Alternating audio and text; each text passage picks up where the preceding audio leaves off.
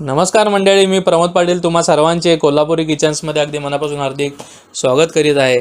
तर मंडळी, या मागच्या बॅकग्राऊंडवरून तुम्हाला समजलं असेल की आज आपण कोणाच्या घरी आलेलो आहोत. तर आणि माझ्यासोबत पण आहेत ना, तुम्ही यांना आधीच्या रेसिपीजमध्ये देखील पाहिलं असेल. सोबत आहेत ना माझ्या जगताप वहिनी आहेत. आणि याआधी आहे ना त्यांनी आपल्याला मकर संक्रांत स्पेशल असे तिळगुळाचे लाडू बनवून दाखवले होते. खूप छान असे साताऱ्याचे स्पेशल असे त्यांनी लाडू आपल्याला बनवून दाखवले होते. आणि आज आहेत ना वहिनी आपल्याला छान अशी एक स्पेशल मुंबई स्टाईल कांदा भाजीची रेसिपी बनवून दाखवणार आहेत. त्यांच्या पद्धतीने सातारा स्पेशल अशी, म्हणजे त्या भाजीला थोडासा साताऱ्याचा ठसका त्या देणार आहेत. तर त्यासाठी काय काय साहित्य लागतं, बनवली जाते, ते आपण वहिनींतर्फे पाहूयात. सर्वप्रथम आपण जगताप वहिनींचं आपल्या चॅनलमध्ये स्वागत करूयात, जेणे त्या आपल्याला आजची जी पेज ती बनवून दाखवणार आहेत.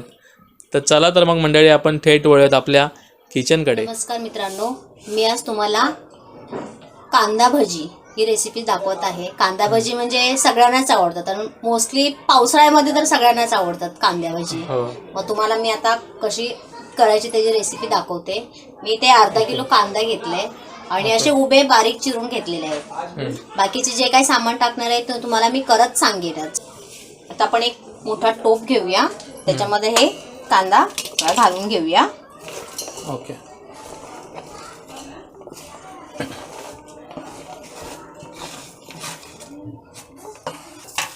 आणि हात जरा हाताने असा कुस्करून घेऊया, म्हणजे मोकळा होईल कांदा.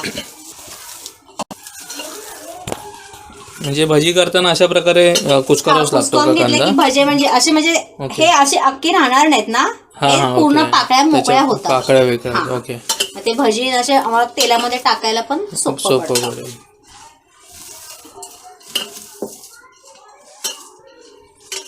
हे पहा, कांदा कसा पूर्ण मोकळा झालेला आहे. मोकळा झाला की म्हणजे खुसखुशीत भजी होतात. आता आपण ह्याच्यामध्ये आलं लसणाची पेस्ट टाकूया. ओके. साधारण अर्धा किलो कांद्यासाठी एक चमचा पुरेसा आहे ना? एक चम्मच पुरेसा आहे. ओके. आता आपण हळद टाकूया.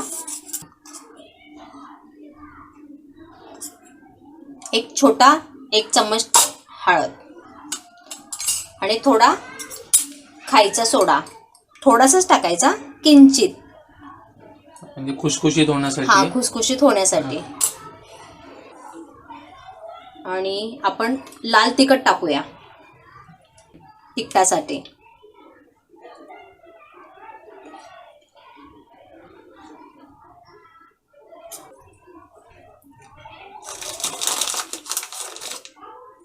थोडा ओवा टाकूया. ओवा थोडा हाताने असा कुस्करून घ्यायचा, मग त्याचा स्मेल आहे ना त्याच्या आतमध्ये उतरतो. म्हणजे आपलं भजी आहे ते आपल्याला पोटाला बाधू नये म्हणून. बाधू नये म्हणून ओवा टाकून घ्यायचा. आणि आता चवीपुरतं मीठ टाकूया.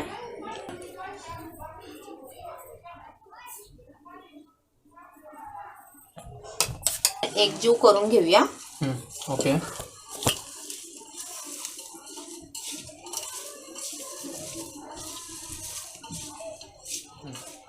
आता आपण ह्याच्यामध्ये बेसन पीठ घेऊया.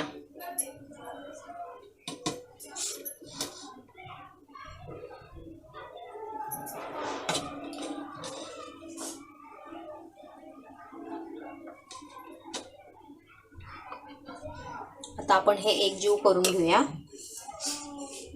अच्छा, आधी सुकच आपल्याला मिक्स करून घ्यायचं. सुका.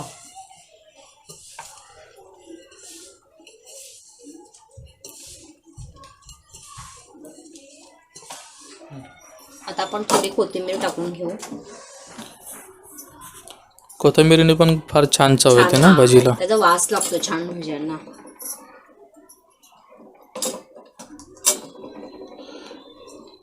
मिक्स करून घेऊ. आता आपण पाणी घालून घेऊ. ओके.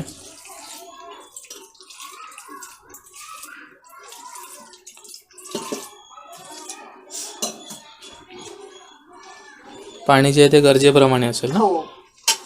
पीठ आणि पाणी हे आपल्यासनी गरजेनुसारच घ्यायचंय. आपल्याला किती घट्ट किती पातळ त्याच्या याच्यावर आपल्याला पीठ आणि पाणी घ्यायचंय.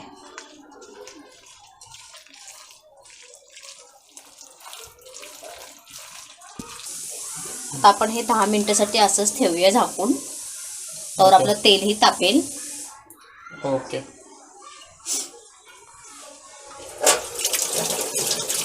हे पहा आपलं तेल तापलेलं आहे.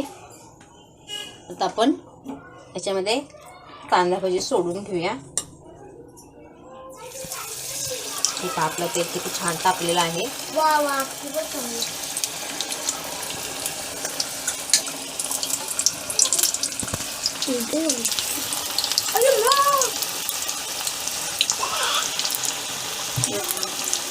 आणि चमच्यानी सोडायची पद्धत खूप मला आवडली. म्हणजे जनरली आपण नाही ना. हां, आणि चमच्यानं- व्यवस्थित भजी पण दिसते होतात. वाकडे तिकडे, आहे की नाही.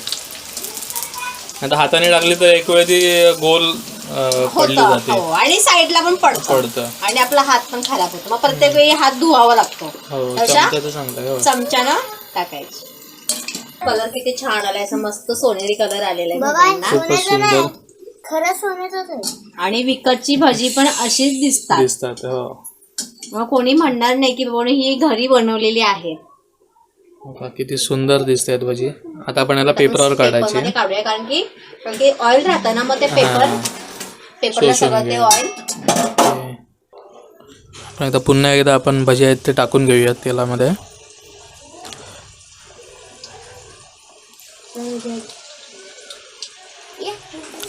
तुम्हाला दोघांना आवडतात का भजी खायला?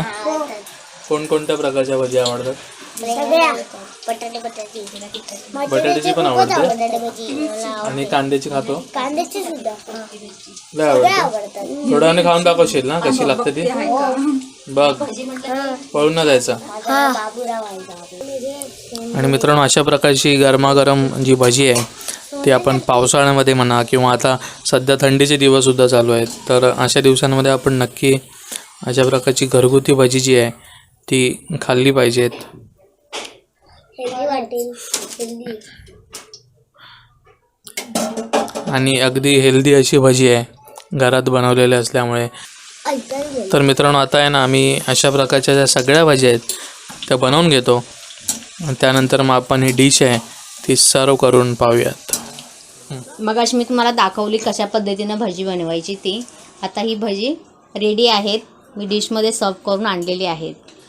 आणि किती सुंदर दिसत आहेत मित्रांनो ही जी भजी आहेत. अशा प्रकारची जी भजी आहेत मित्रांनो ती तुम्ही नक्की करून पहा. आणि पावसाळ्यामध्ये किंवा थंडीच्या दिवसात अशा प्रकारची जी भजी आहे ती नक्की तुम्ही ट्राय केलीच पाहिजेत. आणि सोबत पहा आपण छान झणझणीत अशा मिरच्या घेतलेल्या आहेत, तळून घेतलेल्या आहेत त्या. आणि खूपच सुंदर सॉफ्ट अशी कुरकुरीत. विकत ही अशीच भेटतात, ती आपण घरी बनवलेली आहेत, आपल्या घरच्याच पिठाची. विकत काहीच वापरलेलं नाहीये. तर मंडळी, ही रेसिपी तुम्हाला कशी वाटली तुम्ही आम्हाला कमेंट करून नक्की सांगा. अशा प्रकारची रेसिपी तुम्ही सुद्धा ट्राय करा. चला तर मग मंडळी, तात्पुरती तुमची रजा घेतो. पुन्हा भेटूया अशीच एखादी नवीन रेसिपी घेऊन तुमच्या आवडत्या कोल्हापुरी किचन्समध्ये. भरपूर खा, हेल्दी राहा. धन्यवाद.